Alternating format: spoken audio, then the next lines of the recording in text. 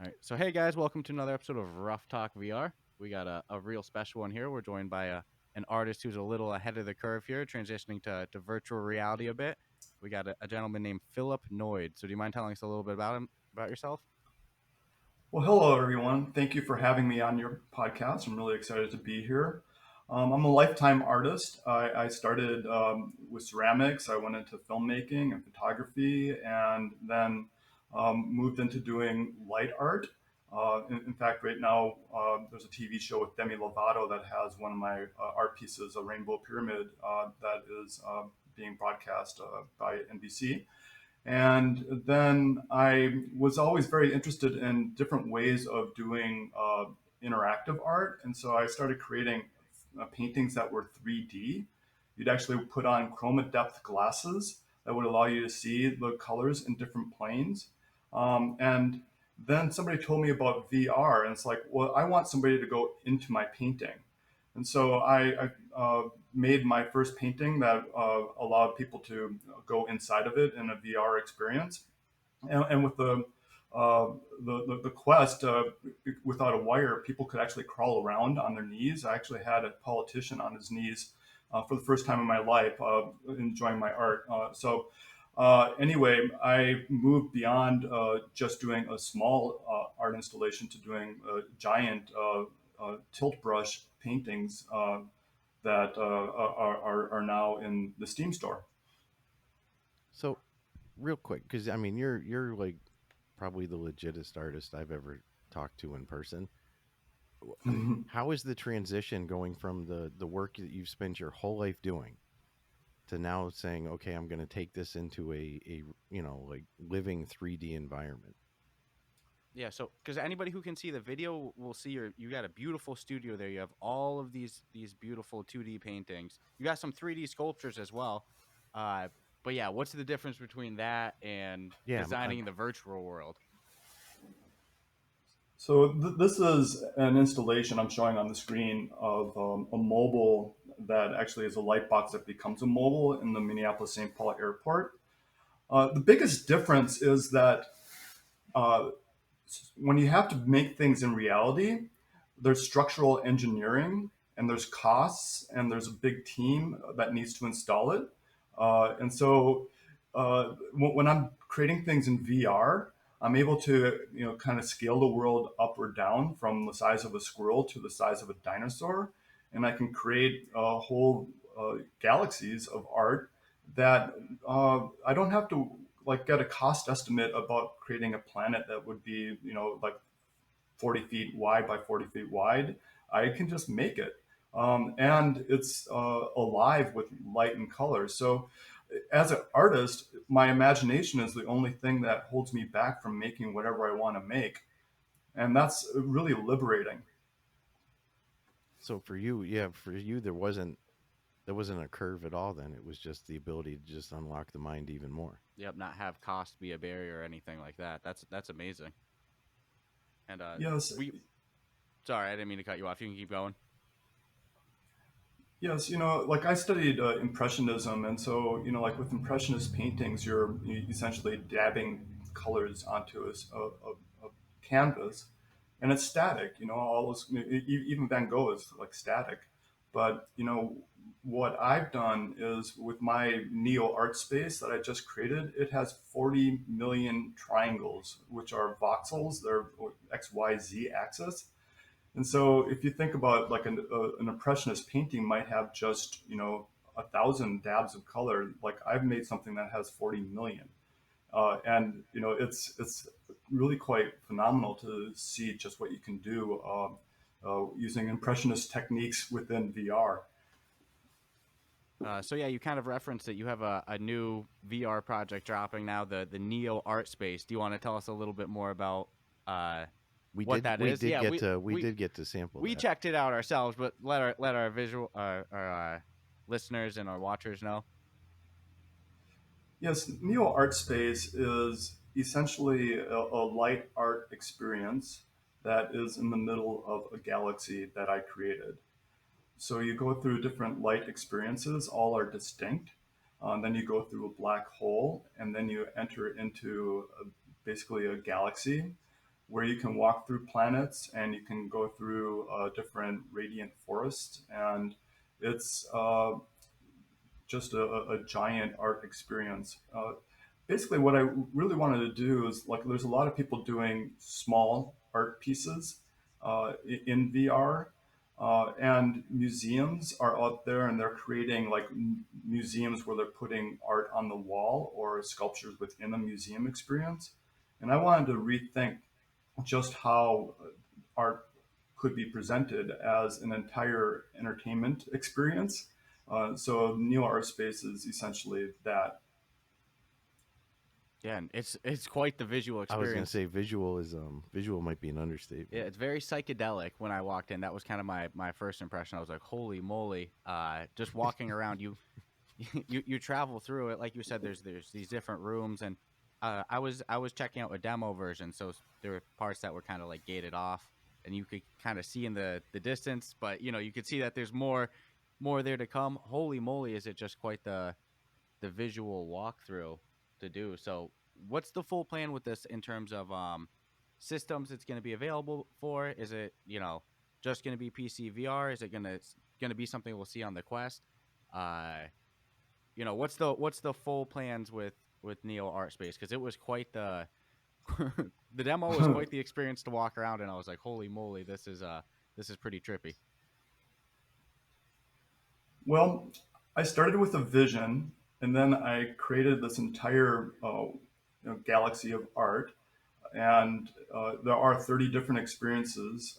If it were real, it would be like 100,000 square feet horizontal and 10 stories high. So my first goal is, to get it fully developed with music and with interaction, and release it in early 2022. I'll have an art show in New York City in February, and I want to be able to show it at that point. Um, One of the things that I have encountered is that it is a very, very large file, and I'm not kind of scrimping on anything visually or sonically. So there will be different sonic elements per experience. So I have a Quest that is plugged into a PC with a wire, and so that allows me to use my Quest to see it. And my first goal is just to get it on completed and on the Steam store. And then after that, think about ways that I could make it smaller at some point so that it could be viewed just on a Quest without having the wire. But the first step is just to get it completed as like the full experience with sound and color and interaction. And it's kind of an aggressive timeline, but yeah, hoping to have it ready by February.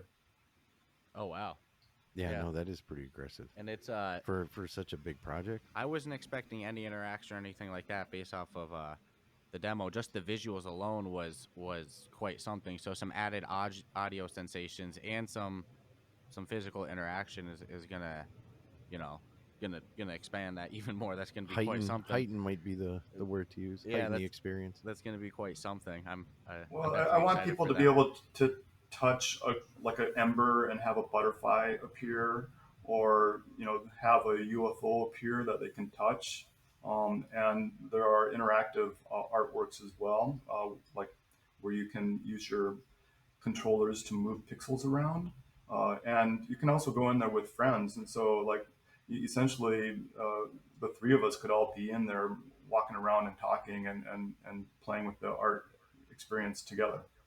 Yeah, that was actually one of the first things I had said to Stratus over here. I was like, oh man, I I would love to do something social in here, Yeah, like some if sort of I experience. we had pondered whether visitors would be allowed to come in groups and that such. So that's actually kind of some good news. Oh, Yeah, I that's mean, all this is pretty new to me. I mean, it's kind of amazing that a program can allow like a group of the three of us to go in versus a group of 20 people, and how that is all masterminded.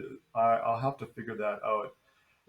like I went into, I think it was Rec Room, and like my avatar, I ended up wearing like women's clothes, and then I was like, oh, I'm going to change my own clothes, and then all of a sudden I was like in men's clothes, but then I had to pay for it. I'm like, I don't want to do my debit card right now, and so then I went to like a frisbee place, and I was like dressed as a woman, and I met this little kid voice who had like a beard and was running around, wanting to play frisbee with me, and it was just very weird. So I mean, I think that one of the things that I'm trying to figure out is just, how do you manage people and allow people to have their own social space?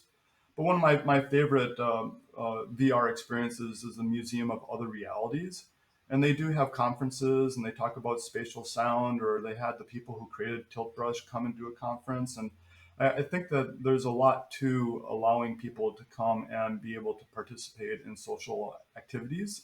And that's one of the wonderful things about VR is that you can come together in a virtual space and have a good time.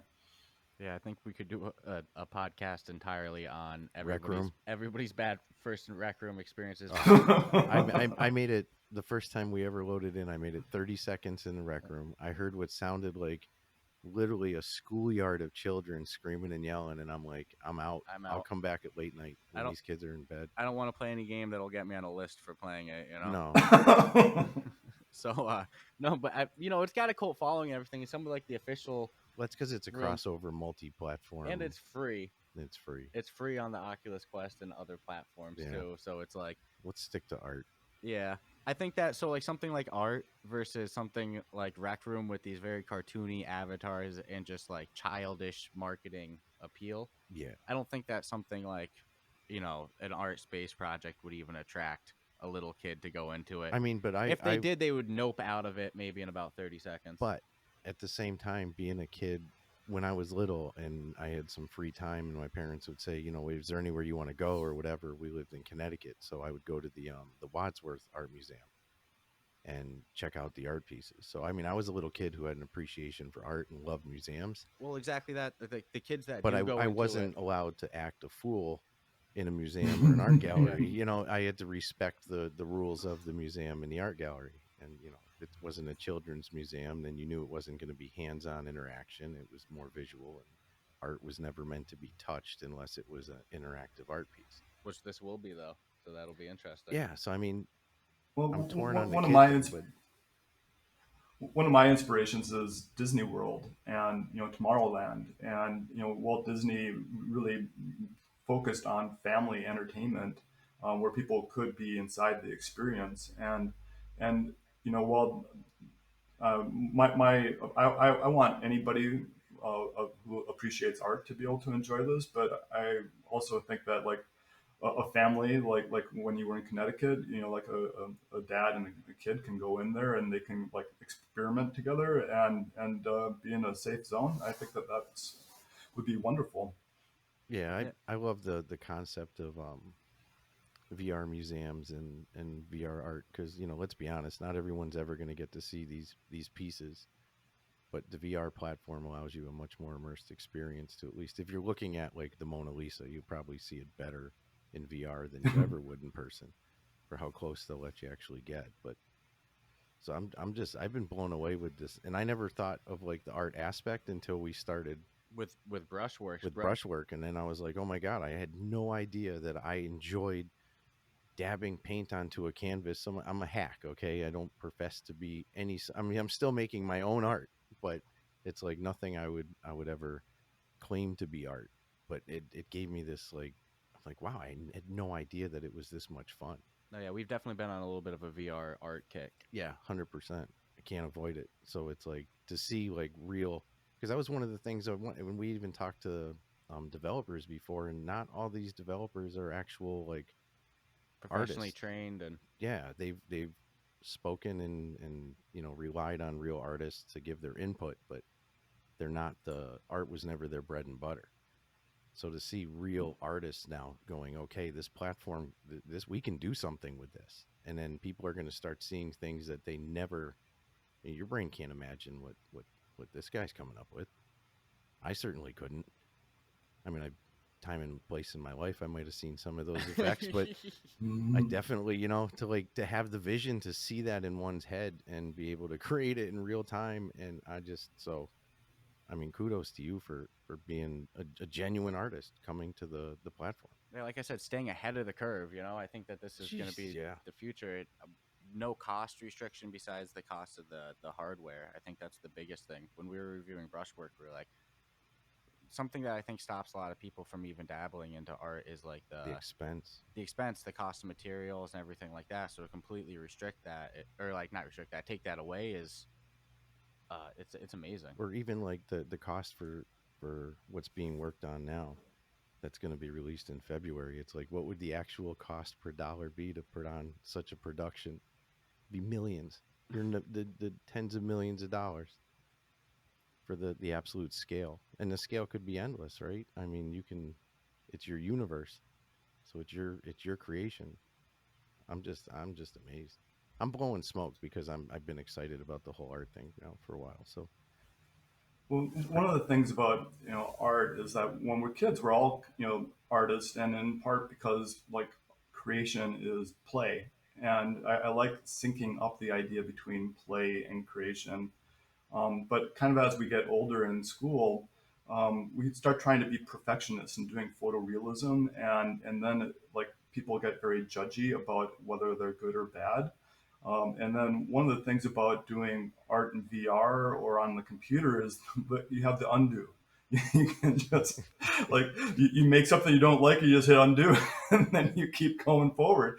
So you have a like an ability to keep the play and the fun, and that I think is like something that like I enjoy doing. Like not every stroke I do when I'm doing VR or painting is right, but I just like to play. So and that allows me to like be creative and kind of find a sense of joy.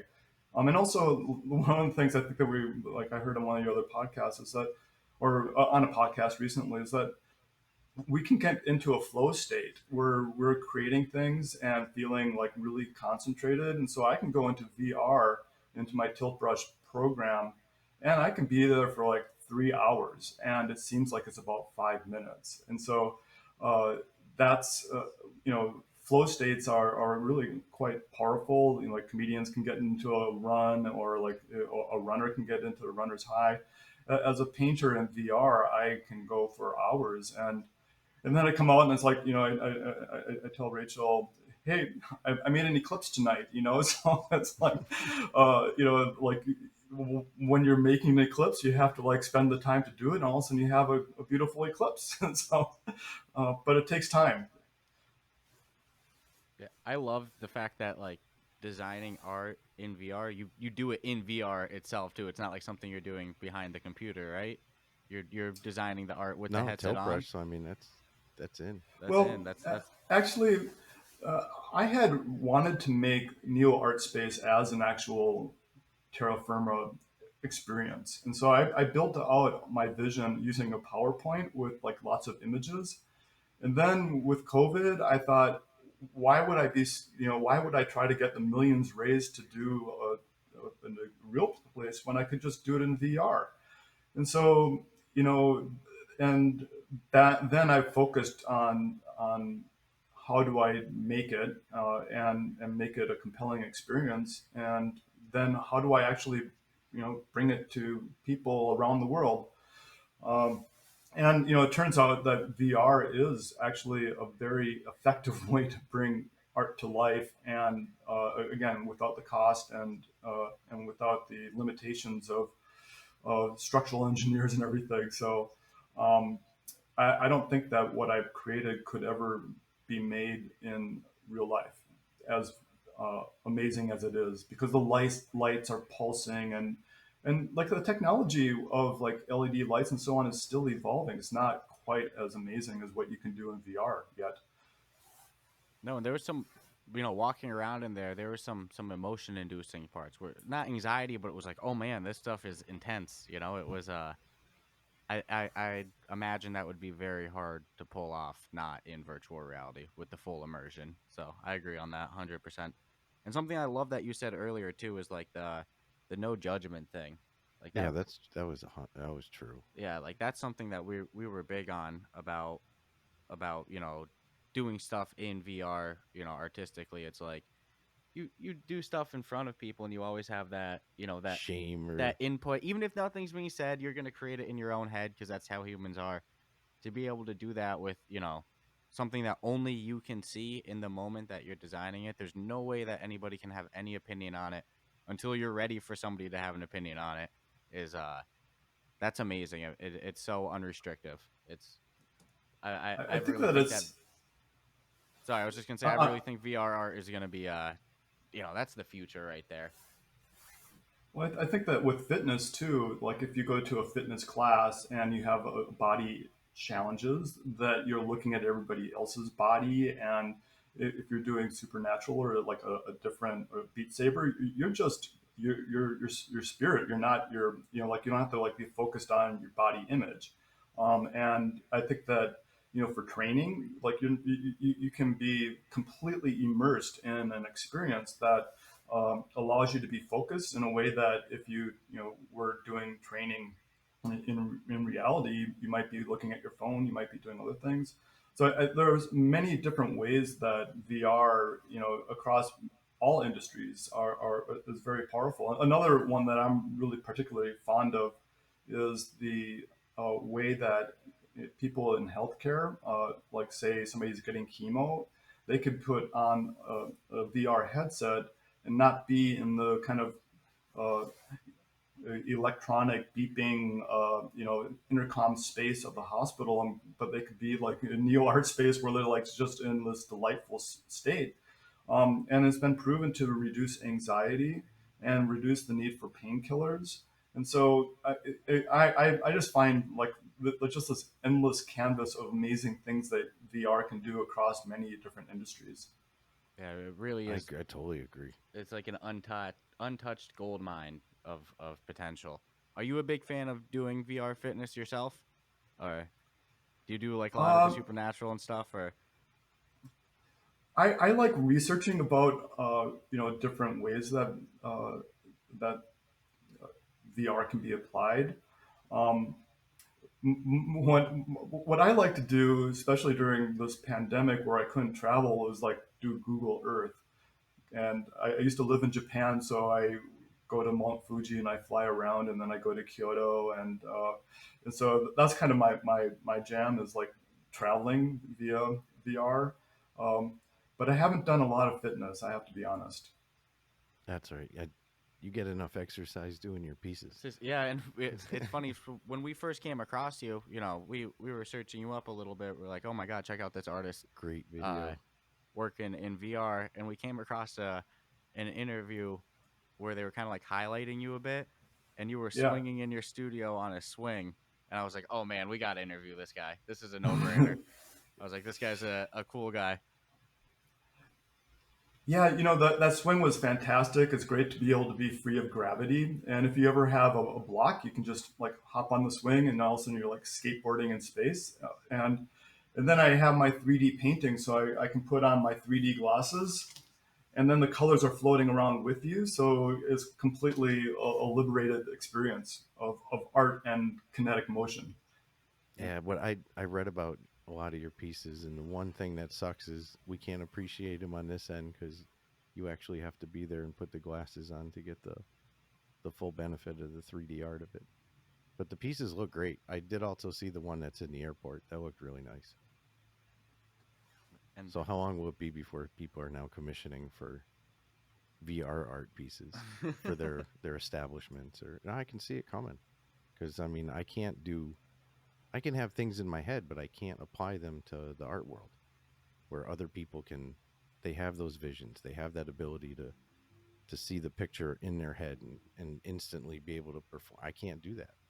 It's been my even the brush painting is just, I mean, it's just colors. I'm just dabbing colors. It's not like a vision I saw, or if any vision I Mhm. did see, it becomes blended in and then it's gone. So I'm just, how's the art community as a group?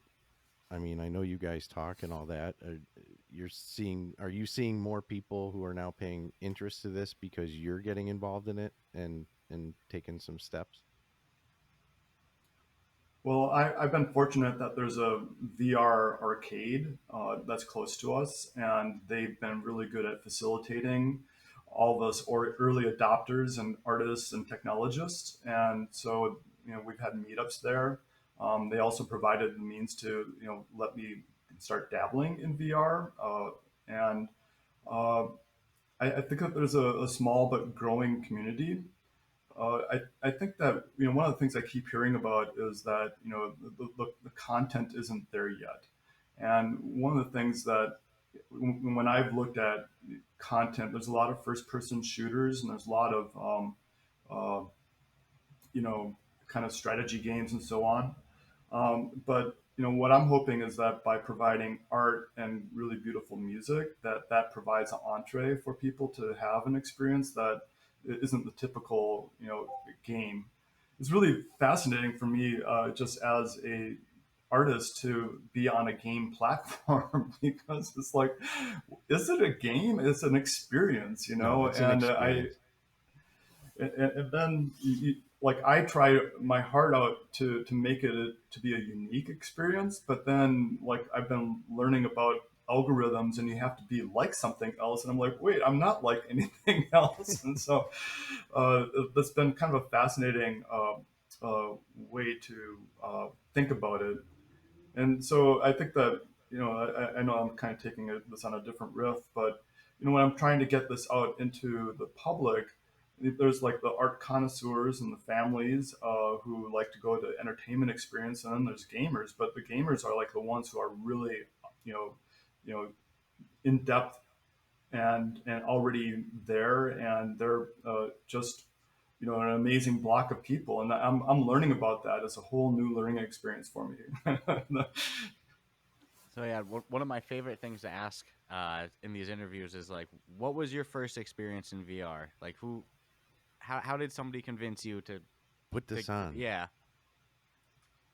Well, that arcade asked me to come to be an artist in residence, and so I went there and I just put on Tilt Brush, and Sold, right? and and then I'm like, oh my god, I've been doing 3D paintings, but now I can make a painting that people can go into, and then I tried to I had done like the Google cardboard a long time ago, and it was really just fascinating, like to be at the top of a skyscraper in New York City and Google cardboard, and your palms would be sweaty and you'd be like, because I'd have vertigo, and it was like, and I felt it. So it was really interesting to understand this contrast between being on terra firma land, and then in your mind you're someplace else, and that's as real or even more real. No, But yeah, that's I did a few of the games, like the one where you take the elevator up like 30 floors, and then you step out on a 2x4 to grab a piece of cake 30 floors up, and I did that with as a team outing, and there were people that just couldn't do it, and so it's really interesting to kind of play the mind games between what's real and what's not real, but when you're in VR it's real, and you feel it. yeah. It's amazing how quickly your brain just accepts like, all right, this is what's going on. This must be reality now. Especially Yeah. when you're brand new to it, heights are the most intense. You'll feel your palms start to sweat. You'll feel your heart start to go. You're like, oh my god, I can't believe it feels like this. Um, Absolutely. so with the February expected, ambitious launch date, is this something that you work on by yourself? Is it a team of 5, 20, 30 people? How many people are working on this? Is it just you? Well, I have a small but mighty band of about 8 people. But everybody's kind of doing it. I'm full time, and I'm like doing 11-hour days. I just, because when I'm in it, I'm just going. And but I have 2 developers, and very talented developers, Matt and Zach. And I have people helping me with social and with marketing and with PR. And I've been a lifelong creative director, so I resigned from being a creative director last April and devoted myself to making this VR project and to art. So essentially betting on myself as a creator, and it's been going quite well. I've been getting commissions and also like being able to get my VR out. But this is such a big task. I mean, like I don't understand Unity at all. So without my developers, that team, there's no way I'd be able to like transfer this from just a giant tilt brush file into a real experience. And then the other thing that I've been focused on is music and how do I bring the music to life that can accentuate the experience. And so I've been talking with different musicians, and so that would be like a ninth person on the team when I get the right artist there. So, did I understand correctly that this whole vision was based on an experience of yours, or was I incorrect when I heard that? The new art space, it basically. Did you know Meow Wolf? Meow Wolf is an interactive art experience that's in Santa Fe, and essentially they took over a bowling alley and like 100 artists created like this amazing kind of space. And then I thought, as an artist, how could I actually monetize my art? Because people always like to look at art and say it's beautiful, but a lot of times they don't buy it. And Starving so artist. then I started thinking, well, maybe it's like selling the experience like at a ticket price. And so then I came up with like, well, what if I was to create like my most amazing art experience? And so that's where I started creating this whole neo art space idea. And it was in a PowerPoint for about a year before I started doing it in VR. Hmm. I hate hearing that everyone likes to admire the artwork, but nobody wants to open the book Yeah, for the artwork. that's how it is for everything. People love free samples, but people don't like to actually buy. Yeah, that's unfortunate. No, Yeah, you always hear it though. I yeah, mean, starving artist, it's a term. We all have said it, you starving artist. yeah. Well, I think the reality is most people don't get into it for the business side. So it's like by the You got to time that, eat though. yep, by the time your skill reaches the point that you're competent enough to, you don't have the business experience, and that's unfortunate. So then, just so we can do this justice, if people do actually want to, you still are, I mean, your studio's got some beautiful artwork in it, but if people want to buy your physical paintings, they're still available to buy, correct? Well, certainly. Or, okay. And I do commissions, and so I have like a commission that was a patron for the Hopkins Art Center bought a 20-foot tall mobile that's using dichroic film, and dichroic film is like this really amazing material that allows uh, when it's touched by light, it changes color and then it refracts color around the space. So that piece has like 8 different diamonds that are like kind of cascade up, and and so it really activates that entire space. It's a 2-story tall installation. So I tend to also do other smaller installations. I did one above a staircase recently that had 6 different diamonds, and they were different rainbow colors. And so I really like doing location-based public art or private art, and being able to like make a space come to life. Yeah, you're, But back to like the neo art space, I have to admit that like as an artist, I've done a lot of RFPs or requests for proposals where I come up with concepts that I think are amazing, and oftentimes I don't win the commissions. But when I was able to go into my neo art space, I was able to build them all, and and I was the judge and jury on whether or not I should do it, and I just was able to do it, and so that's the other thing about um, you know kind of being an artist and a radical entrepreneur with this is that again I don't have to like submit a 20-page white paper to somebody to see if I win the commission. I just make it. just again that ability to though see it in the head and be able to you like know, it's nothing, you know. I just my brain it appreciates but can't conceive it because I can't do it. as we keep talking about how cool your studio looks, have you ever thought of maybe like making your studio a VR environment that somebody could go visit on their headset? Oh, it is. It is. Um, I have a Quest 1, a Quest 2, a Vive. I have two PCs, a Mac.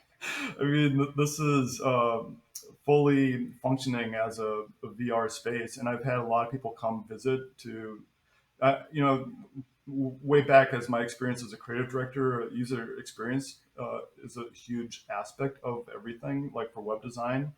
And so I have people go through my VR experiences, so I make sure that they're highly usable. And like initially, for instance, with my first experience, people would go into a wall and they'd get stuck, you know, or they go out in the middle of utter space without a body and they kind of freaked out. And so, wayfinding in VR, means having paths and guidelines and really making it so people can get through there without having these existential experiences of floating in space and not knowing how to get back.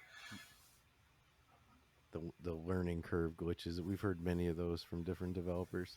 The mistakes in the that you got to constantly kind of tweak and fix as they pop up because you never know what's actually going to pop up. Yeah, and VR is different than other games. That if a glitch happens in other games, it's whatever. Sometimes you get really nauseous or whatever. People get freaked out or something by some of the glitches in VR. It's a little bit more heart-inducing than regular flat top or flat screen gaming.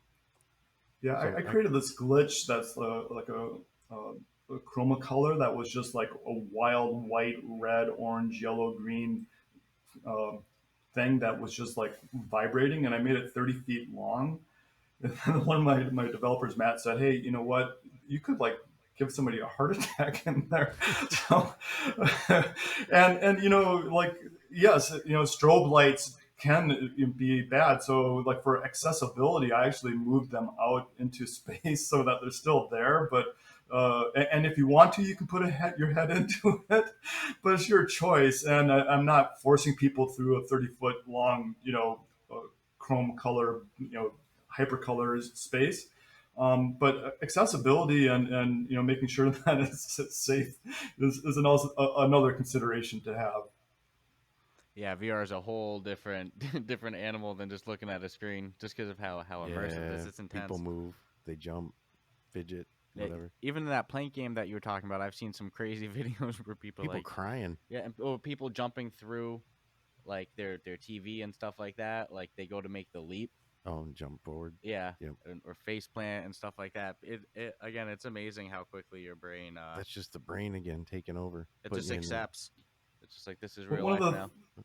one of the fun things is like you can see my studio and it's like a rainbow of colors, and people come in and they're like, I've had people cry because it's like so amazing. I've had people just like are just completely blown away.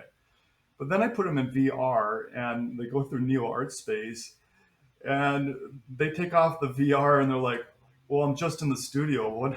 This is pretty boring." Oh, So it's fascinating as an artist that you can create a real life immersive experience, but then when they go into like Neo Art Space and then they come back, they're like, "Well, this is just Earth," you know. Yeah, this is whatever.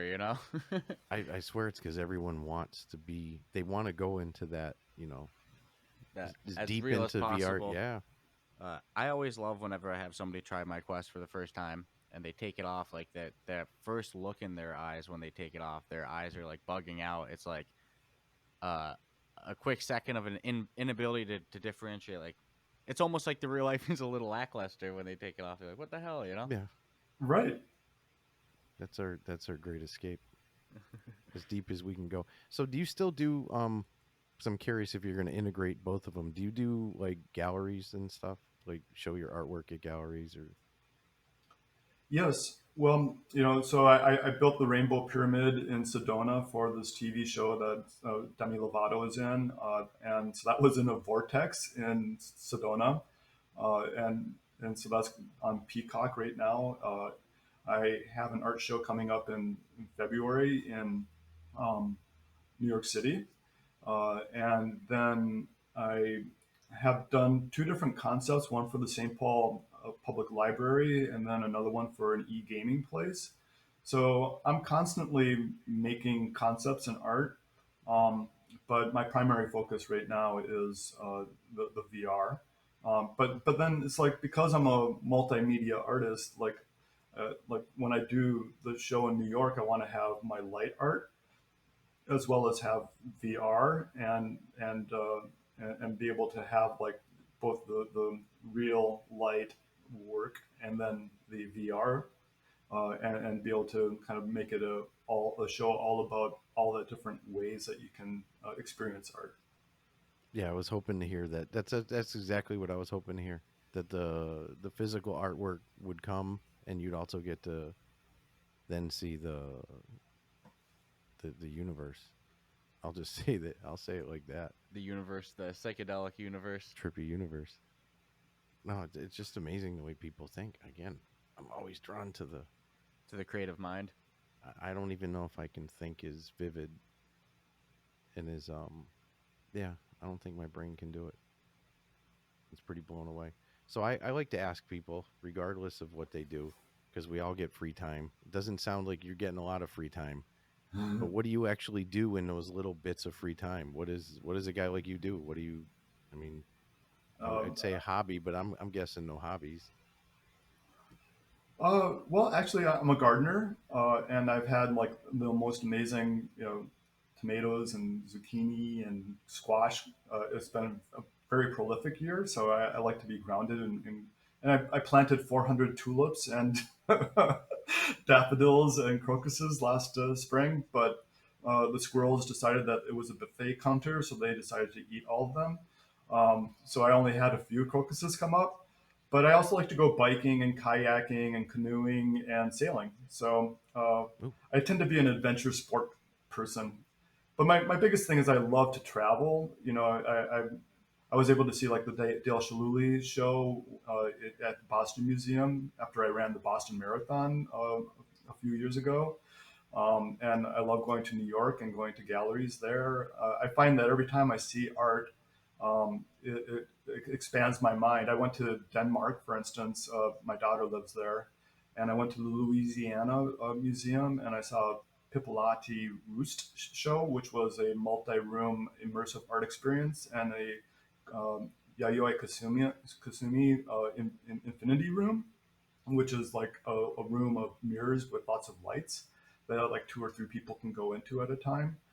So I find like between getting out and enjoying nature and then getting out and traveling and seeing what's happening in the museums, that those are my those are my jam.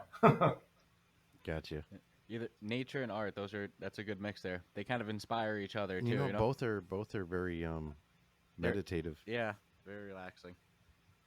That's So so you travel a lot. I know you mentioned you lived in Japan a little Japan. bit. That one intrigues me. You're in Minnesota right now. Were you born in Minnesota? Or is this just where you're currently Yeah, settling? I've been a Minnesotan my entire life, except for the 3 years I lived in Japan, um, and so I live near Kyoto, which is a beautiful place. I was a high school teacher in Toyama, and I also lived in Tokyo for a year. So and living in Japan, like it really taught me about art and experience, like the tea ceremony and ceramics, which it's a thing that you touch, and wabi sabi, which is kind of like the natural grain and beauty in art.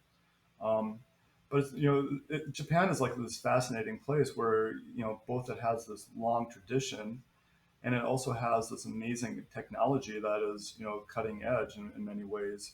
One of the things I on my bucket list is to go see Team Lab, which has built a place called Borderless, which is an immersive art experience using about 400 projectors, and you walk through and it's all interactive.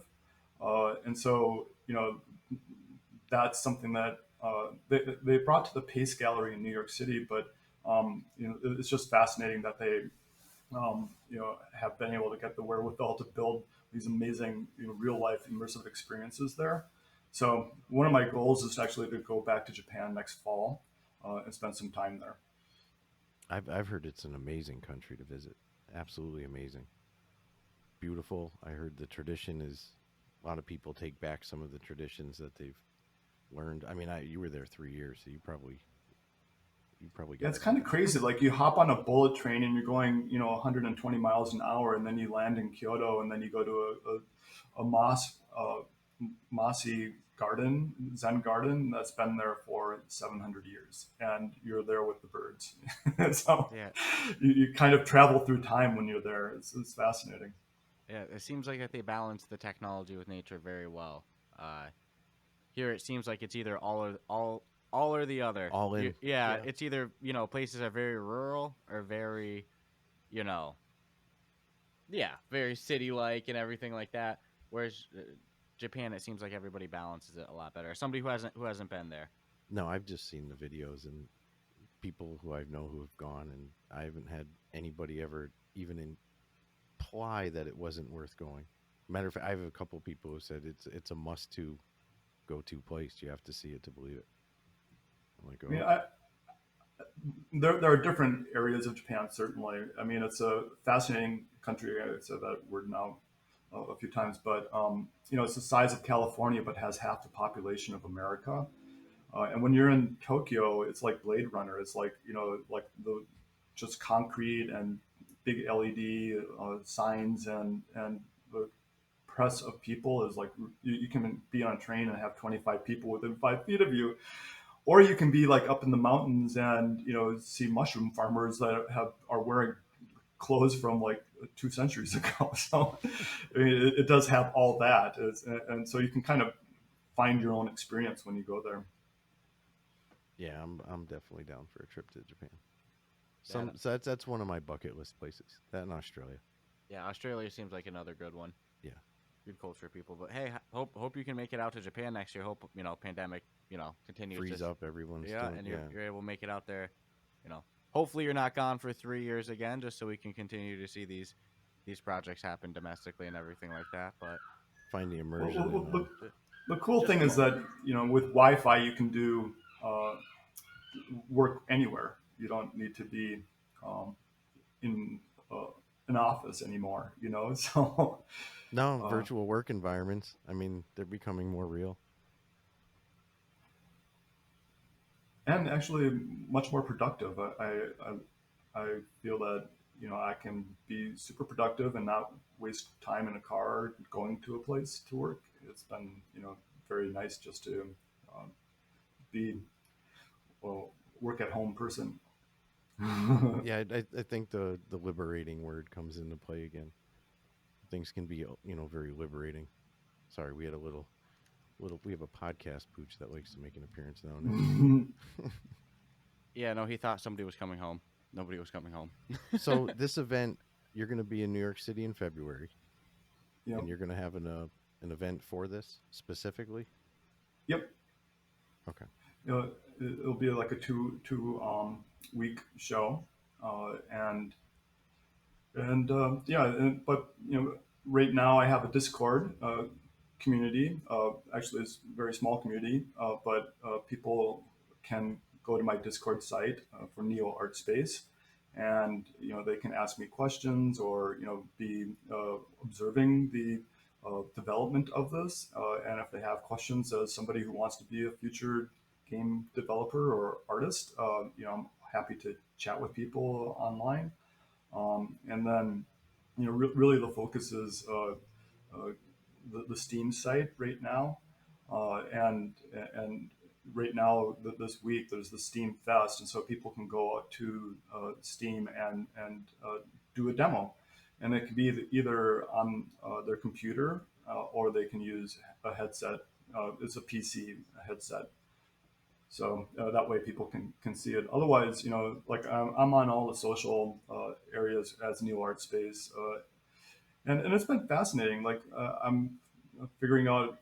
Imager, for instance, which is a new social platform for me, and it's fascinating. TikTok, there's all these different ways that you can get your art out, and all these different audiences, and it's just it's almost like crazy how much you can go out and do social. That's why I have help doing social, because and I have to see what works actually. Like I don't know, like if Facebook is actually a good mechanism to communicate to people or not. So it's kind of a test and learn as you go type thing. Yeah, I agree. There's certain platforms that are going to benefit. Like Facebook, someone might be more interested in you as the artist than the art, where another platform, it might be more about the art, not the person behind it. So yeah, it's that weird balance and then the algorithms that we had heard about before. They're for real. Algorithms don't play. So sometimes you gotta learn to go with the flow, because if you don't, you're never gonna get the notoriety or get the bump you need And from the algorithm. each social media platform has its own algorithm, own things it looks for. It's definitely a lot to handle by Like yourself. reviews. I Yeah. mean, reviews are important when things drop into the stores and such. We've learned that firsthand. Yeah, for game reviews, absolutely. Yep. So So we would encourage people, when there's an ability to review, leave your review, because it's it helps for sure. and is all of this information as well available on your website? I saw you have a Philip Noyed website. If you I want to share have, that with her. yeah, it's Philip Noyed. That's PhilipNoyed.com. And also I have Neo Art Space. That's Neo, like NEO artspace.com. And the Neo Art Space is like just is focused specifically on the Neo art. My personal website is all about everything else I do. Understandably, understandably. So I'll definitely have to check out your Discord and check out that. Yeah, 100%. I can't wait to see the final project drop, just based off of what I can already saw in the demo. I know it's pretty early to talk about this with it only coming out, you know, hopefully in a couple in February. Have you guys ironed out like a cost point of what it's gonna be, or is that something you're I'm gonna cross that bridge when it's a little bit more finished? I'm still thinking through that. It's a very interesting dilemma,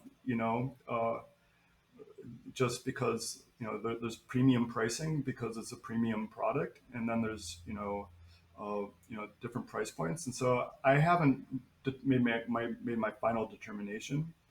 And Steam is just a very weird platform because they have discounts and they have sales and all this stuff. So pricing is a really good question. And and there's a magic to it. I want it to be profitable, and so I want it to be accessible. But I also want to have enough money that I cover all my costs. Yeah, it's a fine balance of like We've asked every developer about that process the of same question. determining that price. I imagine it's so hard to look at your own work and be Put like, a value, yeah, lowball value too, mind you. yeah, you, Especially if you're not selling pieces for 19.99. yeah. So it's like, I can only imagine the dilemma that goes on internally of like, shit, what do I post this as? So exactly as you said, you want to make money. Everybody has to eat. People can act like that side is, you know, Isn't real. isn't real, but the reality is you have bills and everything. So you need to make money, and then there's a balance of, well, the artist in you wants as many people to see it as possible. So it's a fine struggle. And again, to look at your own work and say, well, it deserves that. I can imagine is impossible almost, without feedback from others and things like that. I wouldn't be able to self-value my own artwork if I No. was an artist. I already know, because I would be offended at whatever number was thrown my way. But that's just me, you know. Yeah, there's so many different ways to take a look at it. Uh, I find this economy to be very interesting because people have become journalists on Substack. People have podcasts now. People have Patreons, and people do Kickstarters, and so there are ways that people can kind of be an independent. Right now, I'm self-funding, and that's the model. I like having a Kickstarter community or a Patreon community. It seems like a lot of work to me, and I'm already really busy. So I'm just going at this point as a, like have a good price point, and hopefully I get enough exposure and people want to play it enough that I make my money back. So I'm betting on myself. Which can even be scarier sometimes than other people throwing the. Wow, no, I can't wait for the finished product because I want to Well, experience it all. oh, I can't wait. Maybe we can do a podcast inside of it together sometime. Oh, I was gonna say Uh, definitely when it drops, we'll definitely have to have you back on to talk about It would be the awesome to finished do it project. inside the actual universe. Yeah, I'm excited to hear there's a social aspect because that was the first thing we said. Like, Yep. shit, we want to go in here and Together, do an walk episode. around. So that would be it perfect. would be super fun. I would love to do that. But And I also like to just get your reactions. You know? yeah, right. And so definitely forever in Minnesota too. We'll have to check out the actual I physical was actually studio. looking at when I heard February 22nd. I'm like, is this this isn't going to be a private event if it's a 2-week showing? So Yeah, we're not far personally from New no, York City like or an anything. hour and a half, I think. So this is kind of a dumb question I sometimes like to ask our interview guests. I'm a big foodie. I don't know about yourself. In Minnesota, is there any food spots that you would recommend where you're at? Taste of India is really good Ooh. in St. Louis Park. Wakame, the Japanese restaurant, is really good. Uh, yeah, those are the two that come to mind. I like variety in food, um, so those are my two. Yeah, it's hard to go wrong with Asian cuisine in general. Mm-mm. Well, you know what I wonder from living in Japan and having I mean, I don't care what you get in Japan, it's more authentic than anything in America. Has that made you more critical of Japanese restaurants in America because you've actually been to Japan, lived there? I'm assuming eating a gambit of the food being offered, and then you come back to the States and you're like, yeah, it's not really Japanese food. uh, there's some pretty good Japanese restaurants here. I think that it actually changed my view on food. The Japanese diet is more fish and vegetable focused than like what the standard American diet is, and so I continue to this day to be like a pescatarian, which means I eat fish and veggies, and that's pretty much my diet. Um, and Japanese drink a lot of green tea, so you can find great green tea here, and I like green tea too, and so. Um, I tend to, and Japanese live to be a lot of them live to be 100 years old, because the diet is very healthy. So I think it's had a bigger impact on my view towards food than it has on my. I can still find good Japanese restaurants. Yeah, it hasn't soiled the Japanese cuisine in America to you then. That's No, good no, it has not. then. That's really good.